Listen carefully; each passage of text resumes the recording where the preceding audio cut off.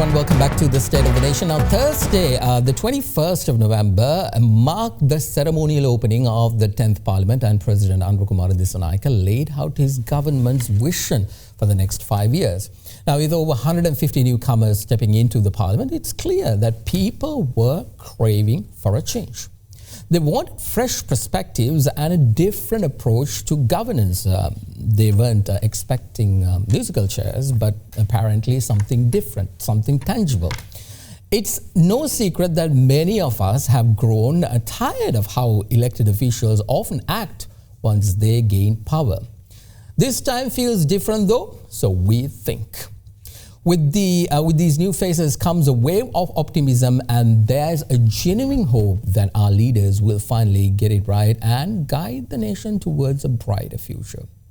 We felt this way back in 2019, but now it's 2024, and the current president seems really committed to making it happen.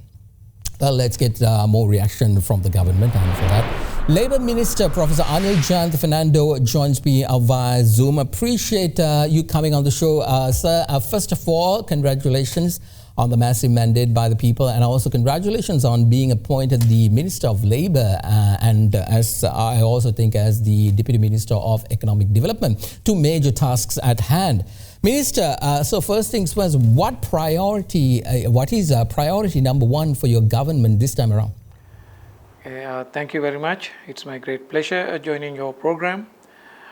In fact, the number one priority is the stabilization. So mainly the macroeconomic stabilization, because the country, the state of the economy that prevails at the time where when the power is shifted was in a very critical condition, so that the foremost the important thing and the number one priority was to stabilize the economy, because without stabilization we can't think of channeling the required funds, investments to real production economy.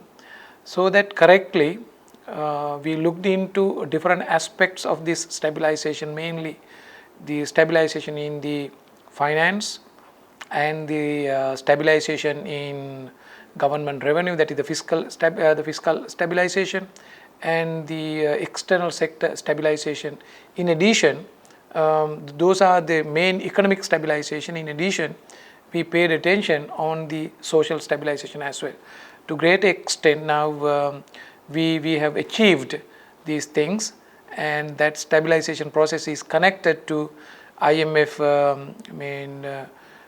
the agreement framework and the debt restructuring. So debt restructuring is almost nearing to completion, and probably we would be able to have the final exchange of bonds by the end of this year. Absolutely. Minister, the economy is, of course, again going to be at the thick of things, and recovering and reviving the economy now falls to you and your government. As you mentioned, how quickly can people start to see changes to their daily lives? We know certain timelines were floated during the campaign, but all in all, honestly, what kind of time frame are we looking at?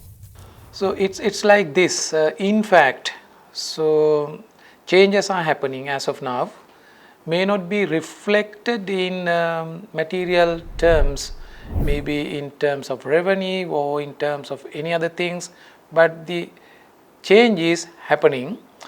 So however, just to be fair by everyone, like, so when we hear how it is reflected in the life, so whether the change has done something, of course, in terms of more income and the ease of the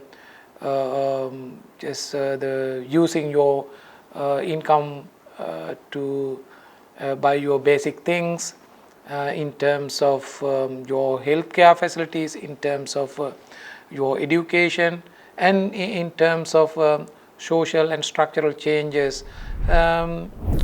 These things are gradually changing, but within a couple of years' time, you can see a significant change, that the material change can be seen. Absolutely. Now, there's another crucial conversation that I would like to have in length in terms of your main portfolio, Labour. Brain drain. How can this government ensure that we plug that hole and keep the best back here in our country? Yes, it's like this. Our objective is not only to stop this the brain drain.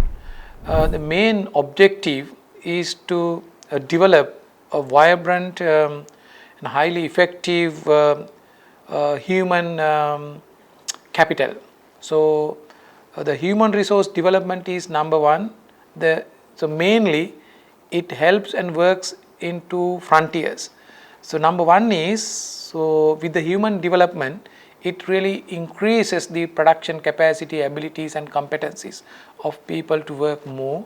But on the other hand, it really enhances the nature of human and the social evolution as well. So from these both fronts, it will help enhance our economy. However, there are critical issues in the hand as of now. The present production relations are not really healthy, and they are antagonistic hatreds. So therefore it's not that easy to bring different forces of the production relations onto one front where everyone can think for a common purpose. So our objective, mainly with the help of the Ministry of Labour and the help of others as well, because our government, individual ministries do not work in isolation. Integration also matters, so that the final objective is to develop high quality, high caliber human resource that would really help energize the economy. Indeed, while Minister of Labour and Deputy Minister of Economic Development, Professor Anil Jayantha Fernando, appreciate sir for your